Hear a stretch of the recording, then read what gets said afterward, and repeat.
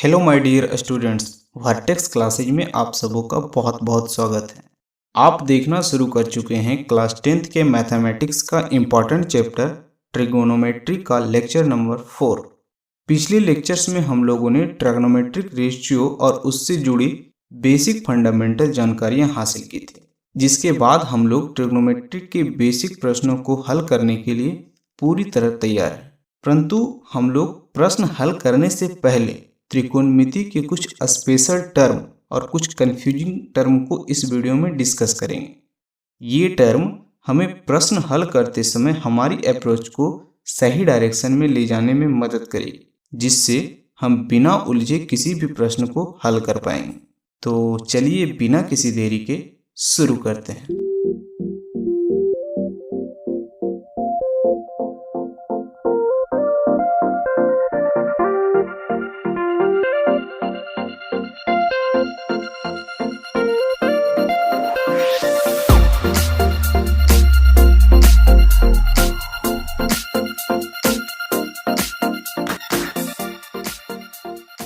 हम लोग पहले ही देख चुके हैं कि त्रिकोणमिति के अनुपात एक दूसरे के रेसिप्रोकल होते हैं। रेसिप्रोकल अर्थात व्युत्क्रम, जिसका अर्थ होता है उल्टा। जैसे a/b का रेसिप्रोकल होगा b/a। a का रेसिप्रोकल होगा 1/a, क्योंकि a के नीचे यानी डिनोमिनेटर में कुछ नहीं तो क्या है, 1 है।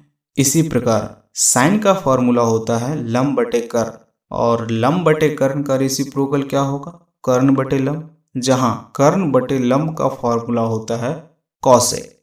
तो इस प्रकार हम कह सकते हैं कि साइन का रेसिप्रोकल होगा कॉसेक, और इसी प्रकार कॉसेक का रेसिप्रोकल होगा साइन। तो हम आशा करते हैं कि आप लोग इस टर्म को अच्छी तरह से समझ गए होंगे। अब आप खुद वीडियो को रोककर बाकी त्रिकोणमितीय अनुपातों को चेक कर सकते हैं। तो आप पाएंगे कि कॉस का व्युत्क्रम सेक और सेक का व्युत्क्रम कॉस होगा। इसी प्रकार टैन का व्युत्क्रम कॉट और कॉट का व्युत्क्रम टैन होगा। अब सबसे इम्पोर्टेंट फैक्ट, हम जब भी दो रेसिप्रोकल टर्म को आपस में गुना करते हैं तो गुणनफल हमेशा एक होता है। जैसे sine theta into cosec theta is equal to sine के लिए लंब बटे कर्ण गुना कॉसेक के लिए कर्ण बटे लंब। लंब से लंब काटेंगे, कर्ण से कर्ण कैंसिल, इज इक्वल टू मिला 1, अर्थात sine theta into cosec theta is equal to 1। इसी प्रकार cos theta into sec theta is equal to 1, tan theta into cot theta is equal to 1, क्योंकि ये टर्म एक दूसरे के रेसिप्रोकल। आप इसे चेक भी कर सकते हैं। यहाँ गौर करने वाली बात यह है कि इस प्रकार के फॉर्मूला में दोनों त्रिकोणमितीय अनुपातों के लिए कोण का मान समान होना चाहिए। जैसे साइन ए गुने cosec a is equal to 1 तो होगा, लेकिन साइन ए गुने कॉसेक बी 1 नहीं होगा।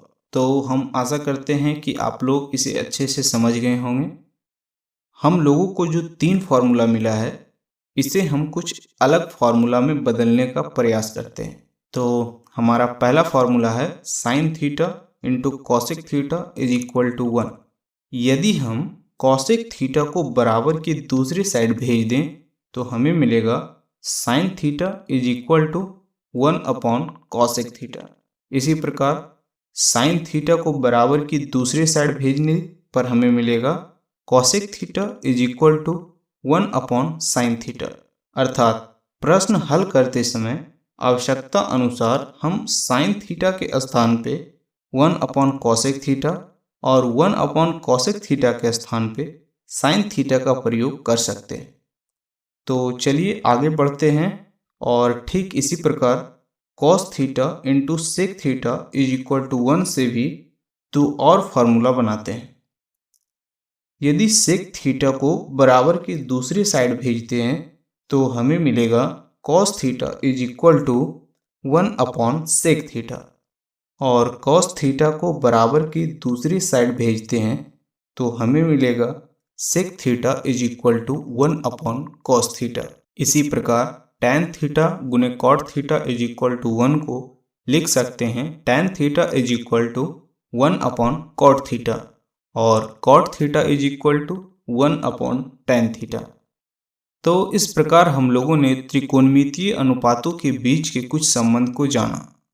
ये सारे रिलेशन हमें प्रश्न हल करते समय काफ़ी मददगार होंगे, इसलिए आप इसे अच्छी तरह समझकर याद कर लें। तो चलिए हम लोग कुछ और रिलेशन का पता लगाते हैं।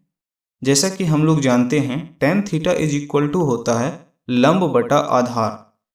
यदि हम इसके अंश और हर में कर्ण से भाग दें तो हमें मिलेगा tan theta is equal to लंब बटे कर्ण बटा आधार बटे कर्ण।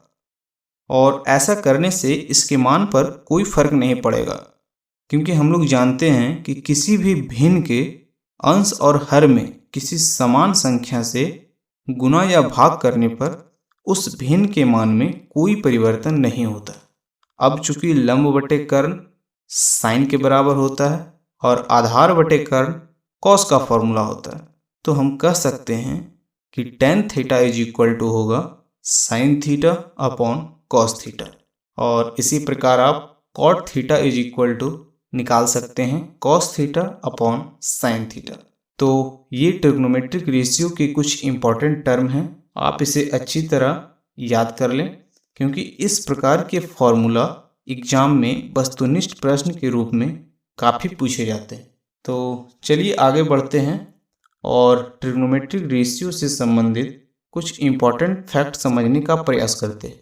तो पहला फैक्ट है sine A not is equal to sine into A, क्योंकि साइन ए में ए जो है वो न्यून कोण को रिप्रेजेंट करता है। इसे हम लोग पिछली वीडियो में भी डिस्कस कर चुके हैं। अगला फैक्ट है यदि किसी भी ट्रिग्नोमेट्रिक रेशियो पर पावर n हो तो इसे हम कैसे रिप्रेजेंट करेंगे। जैसे यदि साइन थीटा पर पावर n हो तो इसे हम लिखेंगे साइन n थीटा। जैसे कॉस थीटा पर पावर 2 हो तो हम इसे लिखेंगे cos square theta. tan theta पर पावर 3 हो तो इसे हम लिखेंगे tan क्यू थीटा। परंतु यदि किसी त्रिकोणमितीय अनुपात पर पावर -1 हो तो उसे हम इस प्रकार रिप्रेजेंट नहीं कर सकते। जैसे साइन थीटा पर पावर -1 हो तो इसे हम साइन -1 थीटा नहीं लिख सकते, बल्कि साइन थीटा पर पावर -1 को हम लोग लिखेंगे 1 अपॉन साइन थीटा। अब सवाल ये उठता है कि साइन -1 थीटा का अर्थ क्या है। बेसिकली जब कोई ट्रिग्नोमेट्रिक रेशियो इस फॉर्म में हो तो हम इसे इन्वर्स ट्रिग्नोमेट्रिक फंक्शन कहते हैं और इसे हम साइन इन्वर्स ए पढ़ते हैं। इसकी ज़्यादा जानकारी हम आगे की कक्षा में लेंगे। हमारा नेक्स्ट टर्म है यदि साइन ए प्लस बी या साइन ए माइनस बी लिखा हुआ है तो इसका अर्थ साइन ए माइनस साइन बी या साइन ए प्लस साइन बी नहीं होगा। इस प्रकार का टर्म हम लोग आगे की कक्षाओं में अध्ययन करेंगे। तो आज की वीडियो में बस इतना ही। आशा करते हैं आप लोग इस वीडियो में डिस्कस किए गए सभी फैक्ट्स को अच्छी तरह समझ गए होंगे। यदि आप इस वीडियो से संबंधित किसी प्रकार का प्रश्न पूछना चाहते हैं तो आप कमेंट बॉक्स में अपने डाउट पूछ सकते हैं। तो चलिए मिलते हैं नेक्स्ट वीडियो में एक नई ऊर्जा और उमंग के साथ। तब तक के लिए बाय बाय।